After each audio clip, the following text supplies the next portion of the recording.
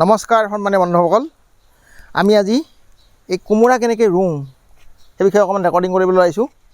প্ৰথমতে আমি এনেকৈ এইটো গাঁত খান্দি লৈছোঁ। নতুন মাটিবিলাক এইবিলাক মাটি দেখিছে চাৰিওফালে, এইবিলাক যে মাটি থৈ দিছোঁ চাৰিওফালে, আমি এইটো গাঁতটো খান্দিছোঁ প্ৰায় 1.5 ফুট দকৈ আৰু বহলটো প্ৰায় 3 ফুট মান। ইমান গাঁতটো খান্দি আমি ইয়াত বিভিন্ন বস্তু, গছৰ পাত, পেলনীয়া সামগ্ৰী গোটেইবিলাক পুতি থৈছোঁ। এইটো পুতি থৈ এতিয়া আকৌ খান্দি দিছোঁ।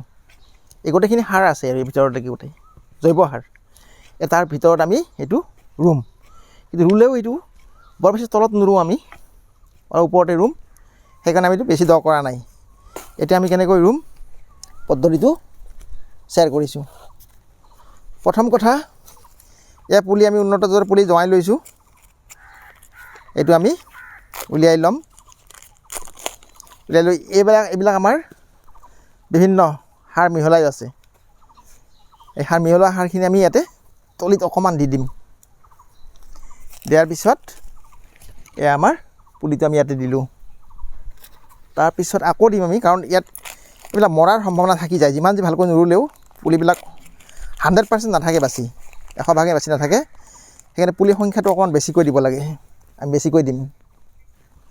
ইয়াতে দিলোঁ, এইটো এনেকৈ দিলোঁ।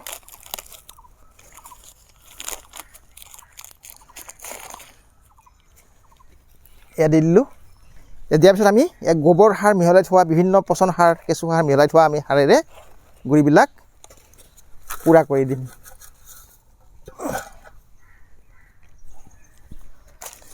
কিন্তু এইখিনি এনেকৈ দ হৈ থাকিলে নহ'ব। এতিয়া যিটো বৰষুণৰ বতৰ, আমি এইখিনি পূৰাই দিব লাগিব। এইবিলাক সাৰুৱা মাটিয়ে আমি এনেকৈ পূৰাই দিব লাগিব। এইবিলাক পেলনীয়া সামগ্ৰী পচি যাব। ইয়াতে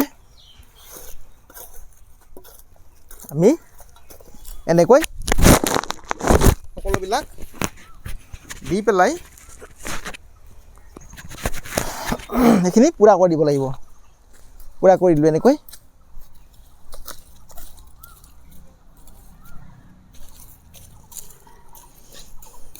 এইটো মিশ্ৰিত খেতি। ইয়াতে আমি জলকীয়া পুলিও ৰুইছোঁ ওচৰতে। সাৰ পাব যিহেতু, ইও বাঢ়ি আহিব। এইবিলাক বাঢ়ি আহিছে, ওলাই আহিছে। ইয়াৰ চেহেৰাও ভাল হ'ব। গতিকে আমি এনেকৈ গুৰিটো ওখ কৰি দিব লাগিব, যাতে পানী বন্ধ নহয়। কাৰণ কোমোৰাত পানী বন্ধ হ'লে এই গুৰি গলি মৰি যাব। এনেকৈ আমি দেখিলোঁ। ইয়াৰ গোটেইবিলাক ইয়াতে গাঁত আছিলে। এইটো এই গাঁতটোৰ তলত সাৰ আছে। গতিকে এতিয়া ইয়াৰ পৰা যেতিয়া উঠিব, বগাব, তেতিয়া আমি হেতালি আছে, ইয়াত উঠাই দিম। হেতালি উঠাই দিলে সি আপুনি বাঢ়ি যাব আৰু ইয়াৰ পৰা উৎপাদন আৰম্ভ হ'ব।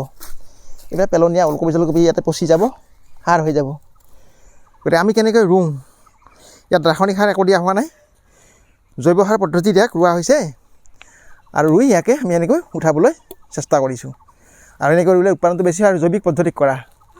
ইয়াত কোনো ৰাসায়নিক সাৰ দিয়া নহয়।